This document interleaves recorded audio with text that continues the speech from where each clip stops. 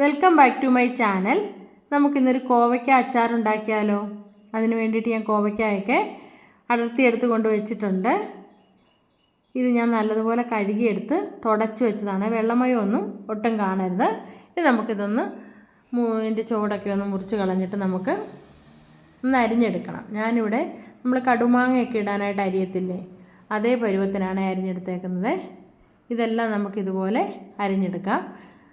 ഇത് ഒന്ന് വഴറ്റിയെടുക്കുന്നതുകൊണ്ടാണ് ചെറുതായിട്ട് അരിയുന്നത്, അല്ലെങ്കിൽ വലുതായിട്ട് അരിഞ്ഞാലും കുഴപ്പമില്ല.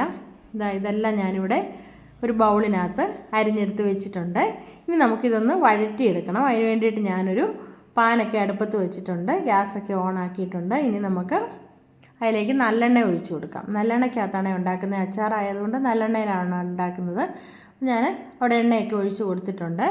ഇനി ഞാനിവിടെ വെളുത്തുള്ളി, പച്ചമുളക്, ഇഞ്ചി, കറിവേപ്പില ഇതെല്ലാം ഒന്ന് പൊളിച്ച് അരിഞ്ഞു വെച്ചിട്ടുണ്ട്. ഈ എണ്ണയൊക്കെ ചൂടായി വന്നിട്ടുണ്ട്. നമുക്ക് അതിലേക്ക് നമ്മൾ അരിഞ്ഞു വെച്ചിരിക്കുന്ന കോവയ്ക്ക ഇട്ട് കൊടുക്കാം. കോവയ്ക്ക ഇട്ട് കൊടുത്തതിന് ശേഷം നല്ലതുപോലെ ഇളക്കി കൊടുക്കുക. ഇത്തിരി സമയമെടുക്കും ഇതൊന്ന് വഴന്ന് വരാനായിട്ട്. ഇടയ്ക്കിടയ്ക്കൊന്ന് ഇളക്കി കൊടുക്കുക, അല്ലെങ്കിൽ താഴെ കിടക്കുന്നത് പെട്ടെന്ന് മൂക്കുകയും ചെയ്യും, മുകളിലുള്ളത് മൂക്കത്തുമില്ലേ. അതുകൊണ്ടൊന്ന് ഇളക്കി കൊടുക്കുക. ഞാൻ നല്ലതുപോലെ ഇളക്കി കൊടുക്കുന്നുണ്ട്. കണ്ടോ, വെള്ളമയം ഒന്നും ഒട്ടും കാണാതിരുന്നാൽ മതി. ഇനി അതിലേക്ക് തന്നെ നമ്മൾ അരിഞ്ഞു വെച്ചിരിക്കുന്ന വെളുത്തുള്ളിയും ഇഞ്ചിയും പച്ചമുളകും കൂടി ഇട്ട് കൊടുക്കുകയാണ്. അതും കൂടി ഇതിൻ്റെ കൂടെ തന്നെ ഞാൻ വഴറ്റിയെടുക്കുകയാണ്. നമുക്കിത് വഴറ്റിയെടുത്തതിന് ശേഷം നമുക്ക് നല്ലതായിട്ട് വഴന്ന് വരുമ്പോഴത്തേനും ഇതങ്ങ് കോരിയെടുക്കണം. ഏകദേശമൊക്കെ ഒന്ന് കളറൊക്കെ മാറി വന്നിട്ടുണ്ട്, ഒന്ന് വഴന്ന് വന്നിട്ടുണ്ട്. ഇനി നമുക്കിതൊന്ന് കോരിയെടുക്കാം. ഈ കോരിയെടുത്തതിന് ശേഷം നമ്മൾ ഈ നല്ലെണ്ണയില്ലേ, ഈ നല്ലെണ്ണയിൽ തന്നെയാണ് നമ്മൾ അച്ചാർ ഉണ്ടാക്കുന്നത്. വേറെ എണ്ണയൊന്നും ഒഴിക്കുന്നില്ല, ഈ എണ്ണ മാറ്റുന്നുമില്ല. ഇനി ഇതങ്ങ് കോരിയെടുക്കാം. കോരിയെടുത്തതിന് ശേഷം നമുക്ക് ഞാനൊരു ബൗളിൽ എടുത്ത് വെച്ചിട്ടുണ്ട് കോരിയെടുത്ത്. ഇനി നമുക്ക് അതിനകത്തേക്ക് തന്നെ കടുകിട്ട് കൊടുക്കാം. കടുകിട്ട് കൊടുത്തു. കടുക് പൊട്ടി വരുമ്പോഴത്തേനും നമുക്ക് അതിലേക്ക് വറ്റൽമുളക് ഇട്ട് കൊടുക്കാം. വറ്റൽമുളക് ഇട്ട് കൊടുത്തിട്ടുണ്ട്. വറ്റൽമുളക് ഇട്ട് കൊടുത്തതിന് ശേഷം നമുക്കിനി അതിനകത്തേക്ക് 2 തണ്ട് കറിവേപ്പിലയും കൂടി ഇട്ട് കൊടുക്കാം. കറിവേപ്പില ഇട്ടു. ഇനി നമുക്ക് ഗ്യാസിൻ്റെ ഫ്ലെയിമൊക്കെ അങ്ങ് ഓഫ് ചെയ്തിട്ട് അതിനകത്തേക്ക് ആവശ്യത്തിനുള്ള പൊടി ഇട്ട് കൊടുക്കാം. ഞാനിവിടെ 3 ടീസ്പൂൺ മുളക് പൊടി ഇട്ട് കൊടുത്തു.